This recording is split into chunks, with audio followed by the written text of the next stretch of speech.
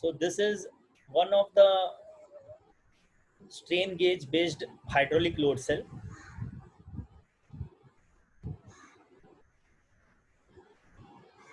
So when we are saying hydraulic load cell, I hope everyone understands that we are going to use some kind of fluid, and here the fluid that is used is oil. Okay, and it will actually measure force. Okay, okay. So I'm just going to give you the construction details of this. This is my loading platform.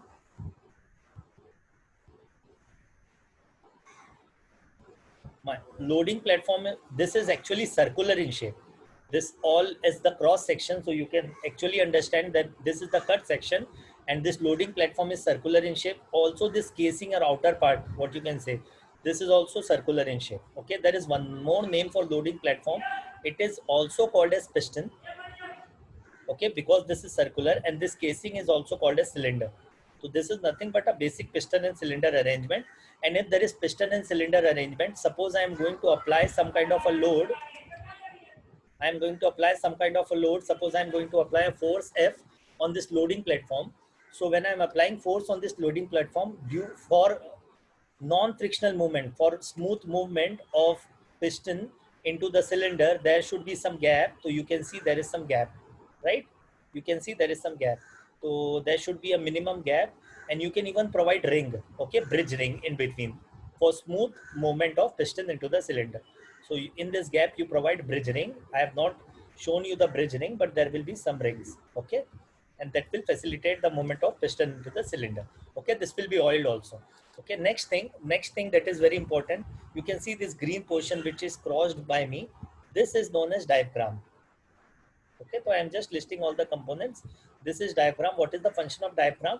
Diaphragm changes its shape. Okay, if you remember, if you have studied or if you have not studied, it changes shape. One second. Changes shape due to loading. Okay, and when there is loading, we can actually understand there is some pressure. So with some pressure exerted on the by the piston on the diaphragm, there will be change in shape of the diaphragm. Okay, now there is one more thing. You can see there is something like here I have shown you, there is something which is called, might be an oil of some specific gravity. Okay, next, I have shown this thing. This is my pressure gauge. You can use anything to measure pressure, but basically we can use a pressure gauge. So I'm mounting a pressure gauge into a system. Okay. Next, what I'm going to tell you is, just look at this thing. What happens actually in this is when we apply force. Okay, this loading platform of piston goes down. When it tries to goes down, it exerts some pressure on this diaphragm. Okay, you can see there is some pressure that will be exerted on the diaphragm. So this diaphragm will actually, this platform will try to exert some pressure force on the diaphragm, and due to which it will actually move down. Okay, or you can say, if I am trying to fix this diaphragm, suppose this is a platform, I've kept this thing on a thin platform. Okay, and when I'm trying to exert some force, okay, when the force will be exerted, that force will be transferred to this oil. Okay, that force will be transferred to oil. One more thing that I would like to clarify from my side is, this force is not very huge. This all systems are used to measure very small force. Okay, don't think like diaphragm is actually going to move. It will just vibrate, or you can say it will just move with little amplitude. Okay, this force are very small. These are not large. It can also be used for large forces, but this is actually used for small forces. Okay, next thing is, whenever there is force exerted, whenever there is force exerted, that will lead to this force exertion will lead to some pressure exerted on the fluid. Some pressure will be exerted on the fluid. Now what will happen, whatever is the pressure that will be exerted on the fluid, this pressure exerted on the fluid, the I have just shown you this like a manometer. This is not a manometer. Suppose there is a pressure gauge connected here.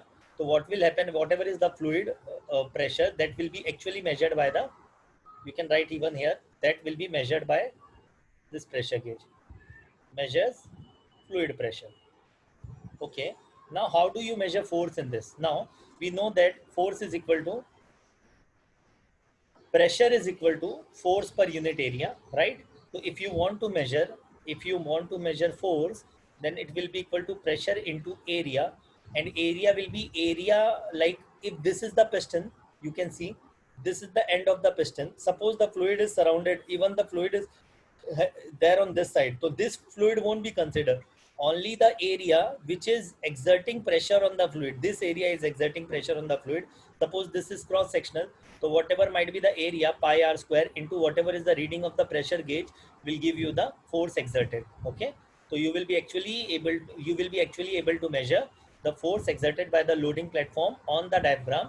Okay, and this diaphragm will do what? This diaphragm, actually this can also be connected to the pressure gauge directly, but what we are doing here is just to calibrate it properly, we are using fluid pressure. Okay, okay, so this is the thing, this is the way hydraulic load cell work. Now you will get one question from your end: how is it, how is it like that hydraulic cell is related to strain gauge? See, what I'm trying to tell you, strain gauge, what we have studied about strain gauge is it is resistive type. Okay, it is a resistive wire. Okay, but there are some different applications also of strain gauge.